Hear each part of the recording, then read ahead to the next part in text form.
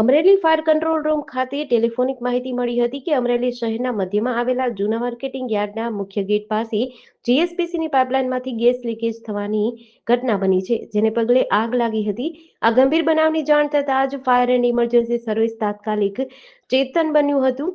Fire in charge officer HP સરતેજાની આગેવાની હેઠળ એક મિની ફાયર ટેન્ડર તથા 12,000 લીટર પાણી ક્ષમતા ધરાવતા 2 વોટર બ્રાઉઝર તથા ફાયર વિભાગની ટીમ તાત્કાલિક સ્થળે પહોંચી હતી। સ્થળ પર પહોંચ્યા બાદ ફાયર સ્ટાફે તાત્કાલિક પાણી તથા AFFF ફોર્મ વડે સ્મધરિંગ ટેકનિકનો ઉપયોગ કરીને આગને કાબૂમાં લેવા પ્રયાસો હાથ ધર્યા હતા। ભારે દબાણ સાથે ગેસ લીકેજ થતું હોવાથી આગ બુઝાવવાની પ્રક્રિયા જોખમભરી હતી। તેમ છતાં ફાયરની ટીમે અવિરત મહેનત અને કુશળતા વડે આશરે 1 કલાકની મહેનત બાદ આગ પર કાબૂ મેળવ્યો હતો।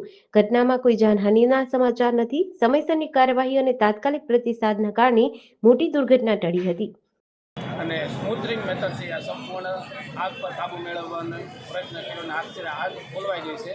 હવે કોઈ જાનહાનિ આમાં પામેલ નથી અને તંત્રમાં શું આમાં કાર્યવાહી હવે આવનારી તપાસનો વિષય છે। હવે તો અમારી તરફથી તો આગને બિલકુલ 0-0 કરવામાં આવેલી છે। હવે સત્તાધીશ વહીવટકર્તા સભ્ય અત્યારે સ્થળ પર હાજર છે। આગળની કાર્યવાહી તેમને હાથ ધરવામાં આ ઘટનાને લઈને શું તંત્ર હાજર હતું? SDM સાહેબ, પ્રાંત અધિકારી સાહેબ, મામલતદાર સિટી સાહેબ, પોલીસ તંત્ર તથા ફાયર વિભાગ સંપૂર્ણ કાફલો સ્થળ પર હાજર છે। JDC ન્યૂઝ સાથે મૌલિક દોશી, અમરેલી।